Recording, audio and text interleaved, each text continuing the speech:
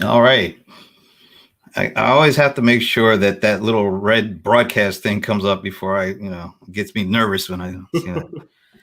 Hey, it's Brent Leary back again. I think this is a record for me. I think this is a 3 days in a row. But I think I'll probably be doing a lot of these things right from home here over the next several months. But I'm really happy to have with me Raju Vegesna, who's the chief evangelist for Zoho, to have a conversation because Zoho just dropped what I consider to be some pretty significant news, particularly when you look at small businesses and what's going on right now with the whole COVID-19 virus and how it's impacting small businesses in general. So, Raju, thank you, first of all, for joining me. This is great. Thank you for having me, Brent. So, as I just said, I mean, we're in the midst of this pandemic. Mm-hmm. And it's really affecting almost every aspect of life, both personally and professionally. And particularly when you think about small business people, the lines blur even more between professional and personal. So a lot of folks are finding it really difficult right now to stay open, certain kind of traditional small businesses. And so there's a lot of uncertainty. There's a lot of fear. Not just along the health lines, but on the economic lines. And you guys just made a what I call a pretty significant, pretty huge announcement when it comes to small business. So why don't you share what Zoho is doing and what you guys just announced? Sure. Uncertainty is the keyword used there, and that's an important part because this is not something small businesses control. They did not expect this. And more importantly, they don't know how long this is going to last and how much of an impact it's going to have on their business. So that is the situation we are in, particularly small businesses who are pretty much putting their life's work into it, and then this uncertainty comes and they don't know how to plan. They don't know what's going to happen. And it is at these times where the community as a whole should step up, and for the betterment of the community, the ecosystem, the business. And small businesses are the essential part of the core fabric here or anywhere in that world. And I think every business that can help out the ecosystem should. We are doing our part, but more importantly, every business should step up, and because we are in this together. And we have to just come out of this together. This is not something that one particular industry or one particular company is going through. This is us as a humanity are going through that, and we have to come out of it together. And we want to do our part to this. So tell us about what that part is. What you guys are doing. So we're introducing what we call as ESAP. Which is Emergency Subscription Assistance Program. A lot of businesses are struggling at this point, which means some of them are not even open, but then they have expenses to pay on the other side. If they can get some relief on the expenses, at least that will help them a bit. And it could be a software assistance, it could be assistance when it comes to rent, it could be assistance with something else. All of these are expenses that the businesses incur while they do not have any income at that point. If this goes on longer, then it will impact the business itself. The businesses will find it hard to stay afloat. From our side, what we are saying is the software should not be a burden for any business that are going through tough times. We will waive your subscription fee for the next 3 months. So come, apply. And we encourage the businesses that are seriously impacted to apply, because we are doing it for 20,000 businesses worldwide. Mm-hmm. And we are saying, valid companies that are really impacted, please come and apply and take advantage of the program. And this is not a time to abuse the program. This is a time where people who really have the need to take advantage of it. And we want to help as many businesses that have that need as possible.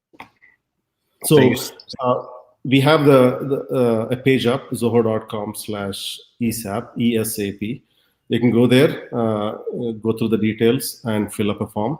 Our team will look at the application, quickly review it, and we will basically credit them what we call as wallet credits, and they can use that wallet credits in towards their subscription. If they think they are fine now, but they would need it 2 months from now, they can apply those wallet credits maybe 2 months from now. So things like that. So that's the flexibility of the wallet credit system. So we are opening it up. Worldwide for all businesses. And you said up to 20,000 businesses could take advantage of this. Exactly. Yes. We'll review the program. I'm hoping that by that time, things will recover. But again, that's what we're starting with. Yeah. This kind of speaks to what you guys talked about at the analyst event earlier this year, about not wanting to be a costly input to your customers. Just talk about that overall philosophy and how that drove you to do this. And then also we'll talk about remotely too, because it seems to me that all of these things fit together. Yeah, all of these are linked together. For us, we try to run a very conservative business. We basically say, we always think about this case where what if something happens, something like Life's grass-fed and pasture-raised collagen peptides now make it easy to add collagen to your daily diet. It's non-GMO tested and certified with added probiotics for digestion. You know what that was? Uh-huh. That was the Yahoo Finance page with your press release on it, and 5 minutes of it being up, all of a sudden a video starts. I hate when that happens. Jeez, sorry about that. Like, what's going on this computer back here? Because I haven't touched it. All right, sorry about that. So you were explaining a little bit of that philosophy of the not being a costly input. Yeah, I think fundamentally, we run our business in a conservative way, where we take control of our inputs and make sure that our software is used by as many businesses as possible. And for that to happen, software itself has to be affordable. So we control our inputs, and output is the software. And similarly, every business have certain inputs. Software is one of the inputs. Rental could be another inputs. It could be, if you're in a restaurant business, then of course there is a human capital that is an input, and there are a lot of inputs. And then there is the output that a particular business offers. If the inputs are expensive, then output will be expensive. If your ingredients are expensive, your dish is going to be expensive. So we try not to be an expensive input to our customers. We try to do that. We try to minimize our own input so that we can offer an affordable product, so that that product becomes affordable input for businesses. But during times like these, every small input, every small expense matters, and that is the reason. That is the reason we want to contribute to our businesses who really are cash constrained, input constrained. So that's where we are stepping in with this. And for us, it's part of it. For us, there is the input part of it, but then there is, more importantly, what's the purpose of business or running a good, I would say, profitable business, when you cannot use the profits at times like this.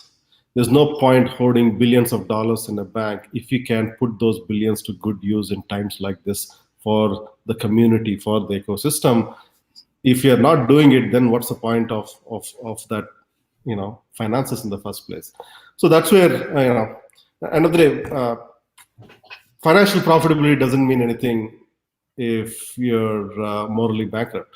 So there is that important element here. All of these are interconnected.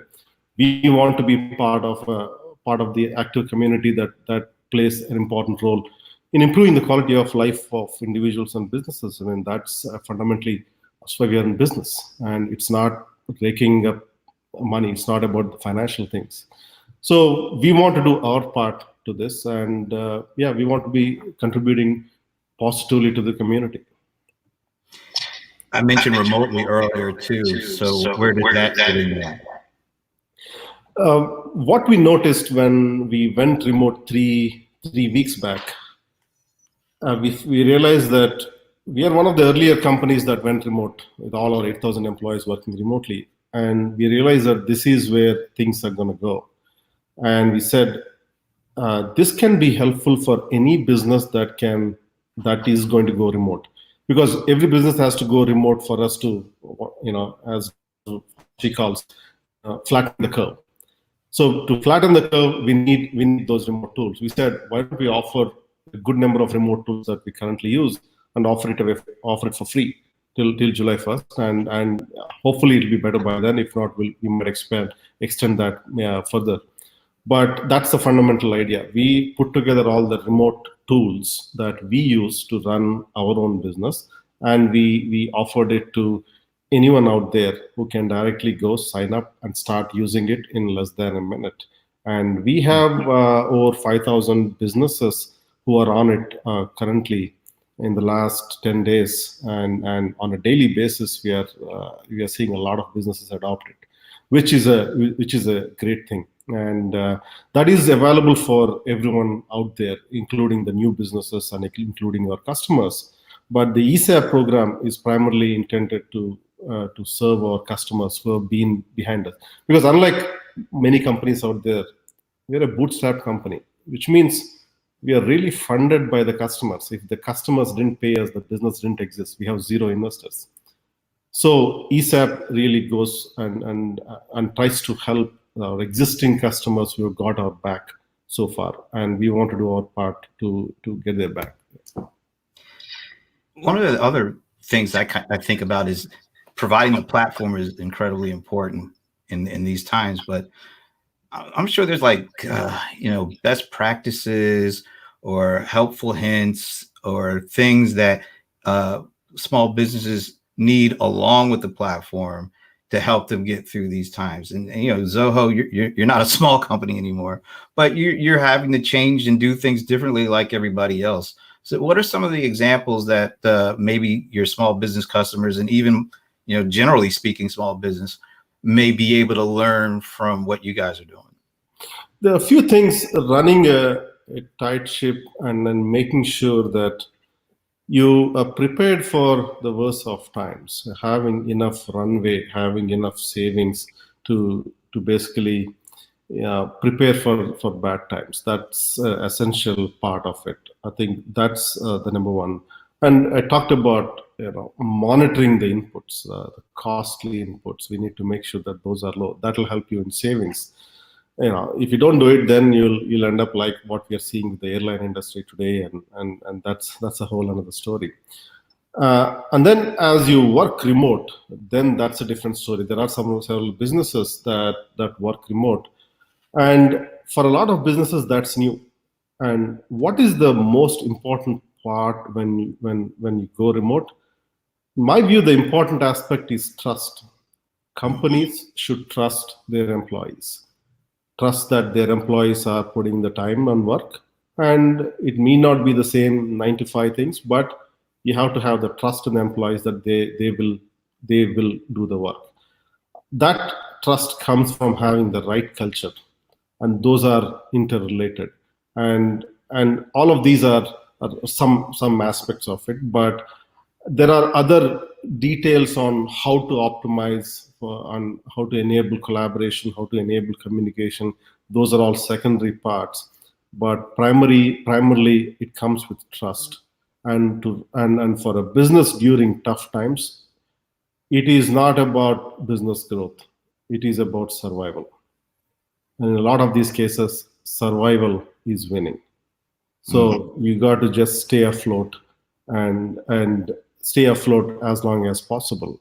Because on one side, we are talking about flattening the curve. Then there is this other aspect of it, which means this is going to be extended out for a few months. So which means you got to have the head above the water for longer duration and figure out a way to survive. And then things will get better. Absolutely will get better. So it's about survival. So you guys are doing your part. And there are other companies, their examples are doing their part as well. Are you seeing what you want to see from like the broader perspective? Are you seeing, like the government agencies? Do you feel like they're doing their part, or would you like to see them do more or do something different? Would like to see the government and all of these support small businesses. I believe if anything, it is that fabric that needs it. I mean, sure, there is maybe an airline industry trying to get $50-60 billion, but those will be better served, in my view, when it is offered to small businesses. Because look at what happened now, right? Look at the airline industry. The last 10 years have been extremely good. They've brought in they profits, billions of dollars in profits. So what happened there? Well, what happened is they bought back their shares, they boosted their earnings per share, and the execs pocketed the money, while now the bailouts are becoming burden for the taxpayers. So it's the taxpayers taking the losses, and it's the execs taking the profits. And these are the companies. If these are the companies we are trying to bail out, then you have to question the basics. I would rather bail out a company or a family-owned businesses who are putting their heart and soul into a business to keep it alive. Those are the companies that really need help at this point. So yeah, I think I would support that model, and that is something that I would like to see more and more. And there's a lot of folks who are worried that those kind of small businesses they don't have the big lobbies, so their voices aren't necessarily heard. And as you said, a lot of the buyback stuff really put a bad taste in a lot of people's mouth when it came to the bailouts. Do you see this being different? Do you see small businesses, like you guys service a lot of traditional small businesses? They're not the high flyers. Not all of them are the high flyers. They are like the meat and potato folks. Mm-hmm. What specifically are you looking out for to make sure that those folks, get as good possibility to recover as you would hope? We will do our part, but one area that, in fact, as we were discussing recently, is what can we do to make the voices of these small businesses heard? And that is where companies with influencers like you, talking to a lot of small businesses, understanding their pain points and echoing it so that they are being heard. They are being heard in a much broader way will be helpful. And because those are the ones that are really struggling, they don't have the comfort of a government bailout. And one, as a community, we have to take care of it ourselves. But two, if you are printing a ton of money, you might as well you should use that in supporting these small businesses, not the big ones. Big ones should, that's a whole another topic. But there are other reasons. But today, if you look at the fundamental fabric of any country, small businesses make up a majority of these. That is, and those businesses need support, and we need to ensure that fabric is in a very solid state when we come out of this. There's some of these things that are being floated as sending out like $1,000 payment to each adult or something like that. What do you think about that? Is that more of a, not necessarily a fix, but just a little bit of help to try to stem the tide? Because it doesn't sound like $1,000 is going to get but so far. But is it something that you would think is a good thing as part of the solution, or should we be thinking somewhere a different kind of solution? We are at a time where we are printing $1 trillion or $1.5 trillion, and we are making those decisions in 2 days. There are a few things I would support. You might as well add another $1.5 trillion and and clear out all the student loans. That'll help our next generation, and I would definitely would recommend that, because and that $1 trillion will be put to good use. $1.5 trillion will be put to good use when you remove the debt burden from our next generation. I would definitely support that. So similarly, sure, there are other band-aids that are being applied, but you need to trying to find the cure. And in this case, there's a ton of debt in the system that has to be addressed. So we will eventually make it through this. I mean, it's something that eventually we'll find the other side. From a small business perspective, what does the other side look like to you once we get past this? I think other side is once you survive this, I think we are going to be back at it. We are going to be thriving. I'm confident on that. But I'm hoping that the lessons will be learned, which is running a good, profitable business. There are some fundamentals to it. It should not be purely debt-based. Unfortunately, we have come to a model where debt is common, and taking loads of debt and trying to run a business through debt is considered the norm. We don't consider that the norm, and we think that is basically the problem with the system. So we should. I hope that small businesses will try to avoid the system and build it in a healthy way. And if that is the takeaway, then they have a strong foundation. I mean, I really don't consider, say, coronavirus as the only issue here. In fact, we have a system with weak foundation, that is foundation with debt as a foundation and other issues.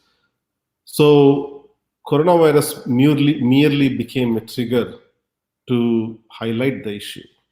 So that certainly accelerated a few things, but there are things like debt that are being highlighted in this context. Hopefully we'll learn from it and build a better foundation than ignore these lessons. I think that's something that I hope businesses will eventually learn from it. The way that I see it, and one of the reasons I think you guys are able to do what you're doing, other than having the culture to think about doing it, is because you, like you said, you don't have debt, you don't have outside investors that you have to kind of respond to, and so you're able to kind of do the things that you want to do and in your time frame.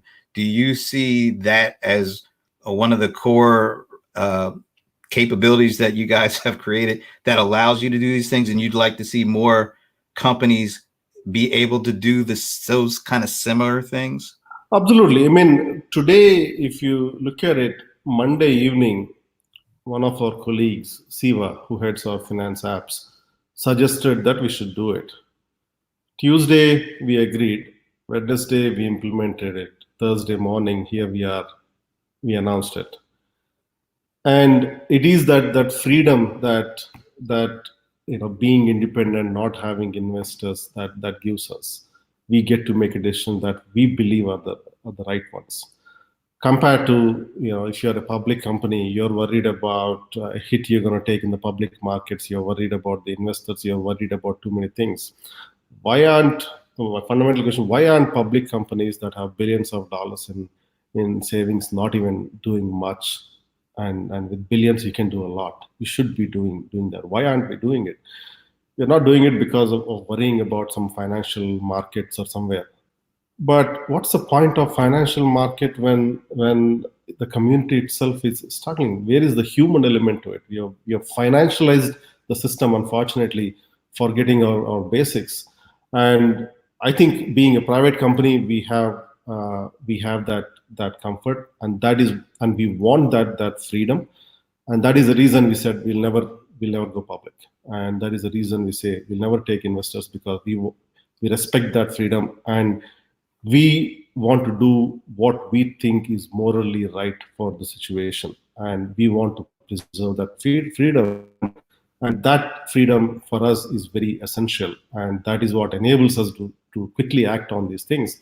Same thing happened with remotely. We agreed on Monday. On Friday, we put together a product in 4 days.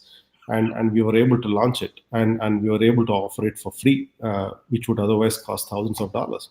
Even a decision like this, it's like each month, it's like we are giving away several millions of dollars worth of software every month for the next few months.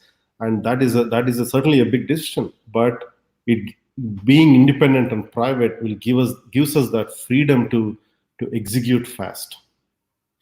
I just want to make sure I got that straight. So when it comes to what you guys just rolled out, was this a product manager came up with this idea, or somebody came up with this idea? Yeah, Siva, who heads all our finance products, he came up with an idea saying that, hey, it'll be good to do this. And that was that was Monday. That was Monday evening. Okay. And Tuesday morning we discussed. By Tuesday afternoon, we all refined what we want to implement. And Tuesday evening, we pulled the teams together. And by yesterday evening, everything was ready. Implementation process. We had to have it because we are rolling it worldwide. So we involved our teams in Europe, France, Germany, Netherlands, and Mexico, because we are rolling it. So everything has to be translated. The system has to be in place. So when someone submits a form today, it goes to Zoho Desk. Zoho Desk is integrated with Zoho CRM. We know the customer, and then it's integrated with Zoho Wallet. So all of those are automatically, we're able to implement that in a day because our apps are pre-integrated. So we don't have to do major changes. So. That's great. So the idea came up Monday. It was discussed. Run up the chain, discussed. Decision was made to do it by Tuesday. Mm-hmm. And by Wednesday, you had already kind of put everything together to roll it out, and it got announced Thursday morning. Absolutely, yeah. Yeah, that may not sound like a lot, but that for a company of your size, mm-hmm. To be able to do that, to first of all have that idea come from up. It didn't come from the C-level. It went up to you guys because it was an idea that. And I know you from the culture, you guys encourage employees to have ideas and to do that kind of stuff, and then take it to the executives. The executives listen, discuss it, say this sounds like something we should do, and then take it from there. I mean, at the speed of which that all happened, from idea to execution, across products, across geographies, languages. Go ahead. All working remotely, by the way.